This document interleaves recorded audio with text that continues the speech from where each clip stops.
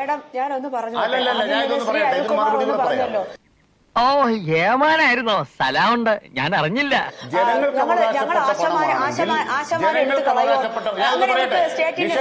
ആശമാരെ വേണ്ട എടുത്തു കളയോ? ഞാൻ പറഞ്ഞോട്ടെ എന്നോട് എനിക്ക് അവസരം തന്നോ? ഞാൻ പറഞ്ഞോട്ടെ ആശമാരെ എടുത്തു കളയുന്നു. നിങ്ങൾ ഈ 26,125 ആശമാരെ സംസ്ഥാന സർക്കാരിന് അത്ര ഗഡ്സ് ഉണ്ടെങ്കിൽ എല്ലാരും പിരിച്ചുവിടട്ടെ. പെണ്ണുങ്ങളായ ഇങ്ങനെ തന്നെ വേണം.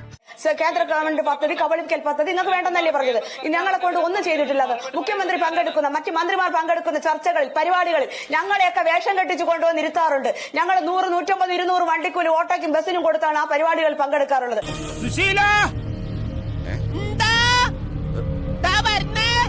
എല്ലാരും വിളിച്ചു.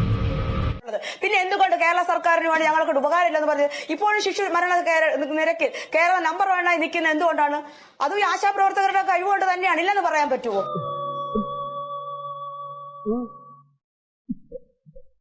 എത്രയോ പ്രതിരോധ കുത്തിവയ്പ്പുകൾ ഞങ്ങൾ കുഞ്ഞുങ്ങൾക്ക് കൊടുക്കുന്നുണ്ട്. എല്ലാം ഒരാളുടെ ഞങ്ങള് 2 പദ്ധതി. ഇപ്പൊ ഫുട്ബോൾ തട്ടുമ്പോൾ ആർക്കും ഞങ്ങൾ തട്ടി കളിക്കാൻ പറ്റില്ല. കേന്ദ്രമാവട്ടെ കേരളമാവട്ടെ ചെയ്യാൻ പറ്റുന്നത് എന്താണ് ഒരു ഭരണകൂടത്തിന് ചെയ്യാൻ പറ്റുന്നതാണ് ആ ഭരണകൂടം വ്യക്തമാക്കേണ്ടത്. എവിടെ ഇതൊരു നടക്കി പോണ ലക്ഷണില്ല. ഞാൻ ഇവന്റെ 2 വാങ്ങിച്ചിട്ടേ പോവുള്ളൂ. ഇന്ന് 39 ദിവസമായിട്ട് ഞങ്ങളുടെ ആശാപ്രവർത്തകർ സെക്രട്ടറിയുടെ മുമ്പിലുണ്ട്. ഞങ്ങൾ മഴയത്ത് ടാർപ്പയും പിടിച്ചിരുന്നപ്പോൾ പോലും പീരീഡ്സിലായിരുന്ന സ്ത്രീകളെ പോലും ആ ടാർപ്പ അടിച്ചു മാറ്റിയാണ് നിങ്ങളുടെ പോലീസ്. CPM-ന്റെ പോലീസ് തന്നെ ഞാൻ പറയുള്ളൂ. നിങ്ങൾ അതിര് കിടക്കുന്നു. ഈ കേരള സർക്കാരിന്റെ പോലീസ് ഒന്നും പറയാൻ പറ്റുന്നില്ല. അങ്ങനത്തെ ഗുണ്ടായിസമല്ലേ കാണിച്ചത്? രജസ്വലകളായ സ്ത്രീകളെ ധൃതരാഷ്ട്ര സഭയിൽ പാഞ്ചാലിയെ വസ്ത്രാക്ഷേപം ചെയ്തതിന് തുല്യമായി ഞങ്ങൾക്ക് അതിന് ഉപയോഗിക്കാൻ പറ്റുകയുള്ളൂ. എന്ത് വൃത്തികേട്! ഇതാണ് സ്ത്രീപക്ഷ സർക്കാർ. എനിക്കിതോട് പറയേണ്ടി വരുന്നതിന് ലജ്ജയുണ്ട്. ഈ ഒരു ഇടതുപക്ഷ സർക്കാർ ഭരിക്കുമ്പോൾ എനിക്കിത് വളരെ ലജ്ജയുണ്ട് പറയാൻ. നിങ്ങൾ എങ്ങനെയൊന്നും അധിക്ഷേപിക്കരുത് ആരെ. അടിച്ച് നിന്റെ മൂന്തയുടെ ഷേപ്പ് ഞാൻ മാറ്റും. അങ്ങനെ ചെയ്യാൻ പാടില്ല. ഒരു മുഖ്യമന്ത്രിക്ക് പറയാം എനിക്കിതില്ലെങ്കിൽ പറ്റില്ല. ഞങ്ങൾ അവിടെ നോക്കിക്കൊണ്ടിരിക്കുമ്പോൾ PSC-ക്കാർക്ക് മറ്റുള്ളവർക്കും ഒക്കെ വാരിക്കോരി നിങ്ങൾ ഇഷ്ടക്കാർക്ക് കൊടുക്കുന്നുണ്ട്. അധ്വാനിക്കുന്ന തൊഴിലാളി സ്ത്രീക്ക് എന്താ ഞങ്ങൾ തൊഴിൽ ചെയ്യുമ്പോൾ ഞങ്ങളെ തൊഴിലാളികളായിട്ടുള്ള അടിമപ്പണി ചെയ്യിക്കും. ഞങ്ങൾ വേതനം ചോദിച്ചു കഴിഞ്ഞാൽ അന്നേരം ഞങ്ങൾ സന്നദ്ധ പ്രവർത്തനം. ഇത് എവിടുത്തെ ആരുടെ ഇരട്ടത്താപ്പാണിത്? ആരുടെ ഇരട്ടത്താപ്പാണ്? ഒന്ന് പറഞ്ഞു തരുമോ ശ്രീ അനിൽകുമാർ? എനിക്കൊന്ന് പറഞ്ഞു തരുമോ? ഞങ്ങൾ എന്തെല്ലാം ജോലി ചെയ്തിട്ട് ഞങ്ങളെ ഒരു മാസം ചെയ്യുന്ന ആക്ഷൻ പ്ലാൻ എഴുതി ഓരോ ദിവസം എന്തൊക്കെ കാര്യങ്ങളാണ് ചെയ്യേണ്ടതെന്ന് ഞങ്ങളെ JPH-ന് ആ പിറ്റേ മാസത്തിന് മുമ്പായിട്ട് തന്നെ ഞങ്ങൾ എഴുതി കൊടുക്കും. അവരെ സൈൻ മേടിച്ച് എന്റെ ഡയറി ഉണ്ട്. അതിന്റെ വിഷ്വൽസ് വേണമെങ്കിൽ എന്റെ മൊബൈലിലുണ്ട്, ഞാൻ കാണിച്ചു തരാം. ഞാൻ ഈ സമരം ഫെബ്രുവരി 10 സമരത്തിൽ പങ്കെടുക്കുന്നതിന് മുമ്പ് 9 ദിവസവും ഞാൻ ജോലി ചെയ്തിട്ടുള്ളതാണ്. അതിന്റെ പൈസ പോലും ഈ മറ്റുള്ളവർക്കെല്ലാം കൊടുത്തു. ഞങ്ങൾ സമരത്തിൽ പങ്കെടുത്തതിന്റെ പേര് ഞങ്ങൾക്ക് ഓണറേറിയം ഇൻസെന്റീവ് ഒന്നും തന്നിട്ടില്ല. നീ തീർന്നടാ, നീ തീർന്നു. ഇത്ര അഹങ്കാരം പാടില്ലടാ, നീ തീർന്നടാ. ഇതൊക്കെ ഇവിടുത്തെ ന്യായമാണ്? ഇതൊരു തൊഴിലാളി പക്ഷ ഗവൺമെന്റിന് ചേർന്നതാണോ?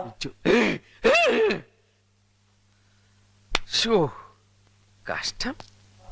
അപ്പൊ കുറെ കാര്യങ്ങളുണ്ട്. 10,000 കിട്ടുന്നു. എവിടെ 10,000 കിട്ടുന്നു? ഇൻസെന്റീവ് 7,000. 3,000 ഫിക്സഡ് ഇൻസെന്റീവ് ആണ്.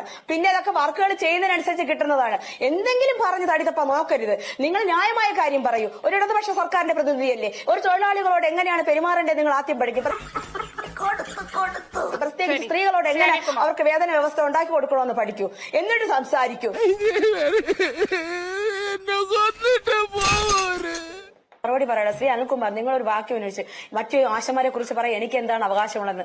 എനിക്ക് തന്നെയാണ് അവകാശം. മറ്റ് 26,125 ആശമാരെന്ന് പറയുന്നത് സഹോദരികളാണ്, ആശാ സഹോദരിമാരാണ് അവര്. ഞങ്ങൾ ഈ സമരം ചെയ്യുന്നത് ഈ സമരം ചെയ്യുന്ന ആശമാർക്ക് വേണ്ടി മാത്രമല്ല, ഈ എല്ലാവർക്കും ഈ ആനുകൂല്യം കിട്ടാൻ വേണ്ടി തന്നെയാണ്. നിങ്ങൾ 22,000-ന്റെ ഒക്കെ കണക്ക് പറഞ്ഞു, കണക്കിലല്ല. നിങ്ങൾ സമര ചരിത്രം പരിശോധിക്കൂ. നമ്മുടെ ഇന്ത്യയുടെ സ്വാതന്ത്ര്യ സമരം എടുത്ത് പരിശോധിക്കൂ.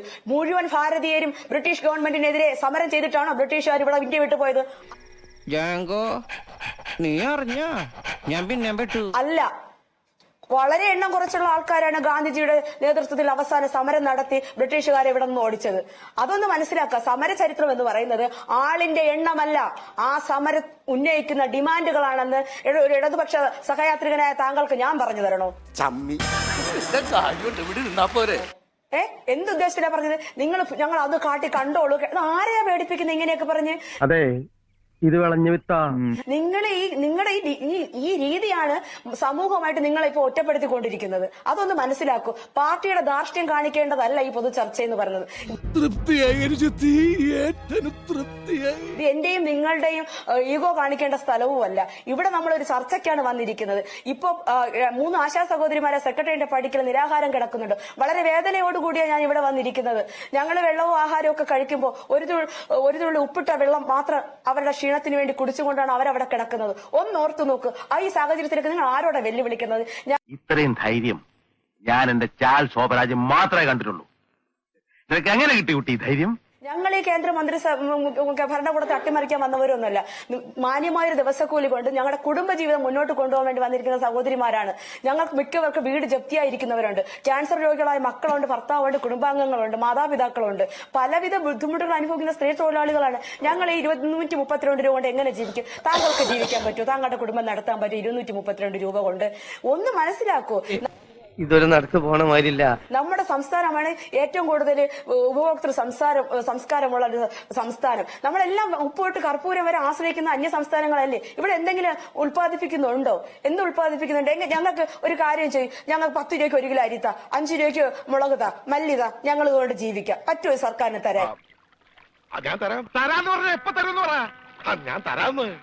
എന്റെ കാശിന് വിലയൊന്നുമില്ലേ? എന്താ ഇത് ഓക്രിത്രം പറഞ്ഞാലുണ്ടല്ലോ ഇടിച്ചെല്ലായിടത്ത് പിച്ചാത്തി പിടിയിട്ടുള്ള ഞാൻ. കഴിയില്ലല്ലോ. ഞങ്ങളൊരു യാത്രാ കൂലിക്ക് പോലും ഓട്ടോ കൂലി 30 രൂപ വാങ്ങിച്ച് മിനിമം കൂലിയിൽ നിന്ന് വാങ്ങിച്ചുകൊണ്ടിരുന്ന ഡ്രൈവർമാരിപ്പോ 40 രൂപ വാങ്ങിക്കുന്നു. അതൊന്നും ഗവൺമെന്റ് അനുവദിച്ചത് അല്ലെങ്കിൽ പോലും അവരുടെ കഷ്ടപ്പാട് കൊണ്ട് അവരത് വാങ്ങിക്കുന്നത്. അവരെ പോലെ അടിസ്ഥാന തൊഴിലാളി വർഗ്ഗമായതുകൊണ്ട് അവർ ചോദിക്കുമ്പോൾ ഞങ്ങളും അത് കൊടുക്കുകയാണ്. സഹോദരി, സാധനങ്ങളുടെ വില നിങ്ങൾക്കും അറിയാലോ എന്ന് പറയുമ്പോൾ ഞങ്ങളൊക്കെ ഒരേ പ്രസ്ഥാനത്തിൽ ജീവിക്കുന്നവരാണ്. അപ്പൊ നിങ്ങൾ പറയാം ഈ 22,000 പേരുടെ ഒന്നും CPM ആണ് ഇവർക്ക് ആശമാർക്ക് കൊടുക്കുന്നത്? അല്ലല്ലോ. കേന്ദ്ര ഗവൺമെന്റ് എടുത്ത ആശമാര് ഓരോ സംസ്ഥാനങ്ങൾക്ക് വേണ്ടി പണിയെടുക്കുന്നവര് അതിന് 2 ആൾക്കും ഉത്തരവാദിത്വമുണ്ട്. അപ്പൊ നിങ്ങൾ ഇങ്ങനെ പറഞ്ഞത് ശരിയല്ല.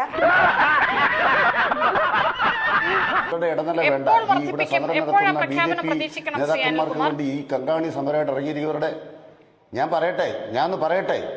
പറയട്ടെ സാർ, സുരേഷ് ഗോപി വന്ന് മണിമുറ്റത്താവണി പന്തൽ എന്ന പാട്ട് പാടിയാൽ കേരളത്തിലെ 1,00,000 ആശാ പ്രവർത്തകർക്ക് പുളകമുണ്ടാവില്ല.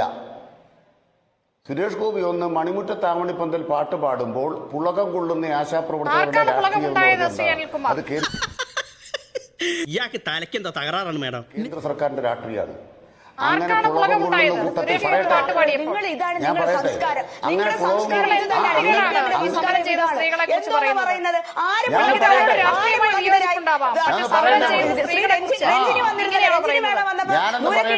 ആ പാട്ട് പാടിയല്ലോ ആശമാരെ. നിങ്ങൾ എത്ര അധിക്ഷേപിച്ചാലും ആക്ഷേപിച്ചാലും ഞങ്ങൾ മരിക്കേണ്ടി വന്നാലും ഞങ്ങൾ ഈ ആവശ്യം ഉന്നയിച്ചുകൊണ്ടേയിരിക്കും. ഈ സർക്കാർ 2020 LDF പത്രികയിൽ പറഞ്ഞു ആശാ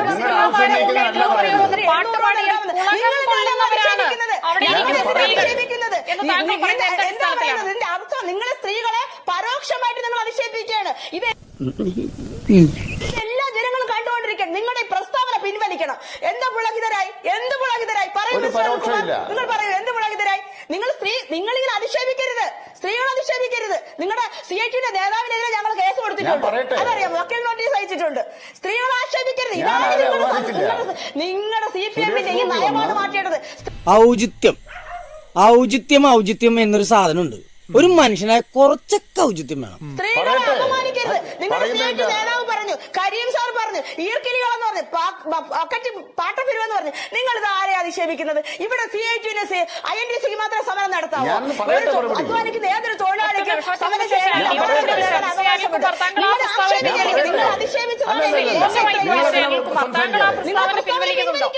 നിങ്ങളെ പ്രസ്താവന പിൻവലിക്കണം. എന്തിനു പുളകിതരായി? ഇത് വടി കൊടുത്ത് അടി വാങ്ങുന്ന പരിപാടിയാണല്ലോ ബാബു. പറയുന്ന വാക്കുകൾ ഒരു നിമിഷം ശാലിനി, അദ്ദേഹത്തെ പറയാൻ നമുക്ക് അനുവദിക്കാം. ശ്രീകുമാർ പറയൂ. ഞാൻ പറയട്ടെന്ന്. CIT-യിൽ അംഗങ്ങളായ 20,000-ഓളം ആശാപ്രവർത്തകർ കേരളത്തിലുണ്ട്. സുരേഷ് ഗോപി വന്ന് മണിമുറ്റത്താവണി പന്തൽ പാടിയാൽ CIT-യു അംഗങ്ങളായ 20,000-ഓളം ആശാപ്രവർത്തകർക്ക് ഒരു പുളവും ഉണ്ടാവില്ല. അതിന് കാരണം സുരേഷ് ഗോപി നാടകം കളിക്കാൻ വരികയാണ്, സിനിമ കളിക്കാൻ വരികയാണ്, നരേന്ദ്രമോദിക്ക് വേണ്ടി കേരളത്തെ തകർക്കാൻ വരികയാണ്. അത് തന്നെ പറയും. സുരേഷ് ഗോപിയുടെ വേഷം കെട്ടൊന്നും ഇവിടെ വേണ്ട. ആ വേഷം കെട്ടുമ്പോൾ തുള്ളിക്കളിക്കുന്നത് അല്ല, ഇത് ആർക്ക് രാഷ്ട്രീയമാണ്. പുളകമുണ്ടായി എന്നാണ് താങ്കൾ ആ പറയുന്നത്? രാഷ്ട്രീയ കളിയെ തുറന്നു കാണിക്കുമ്പോൾ സ്ത്രീകളെ ഞങ്ങൾ അപമാനിച്ചു എന്നൊരു വാദവും പറയണ്ട.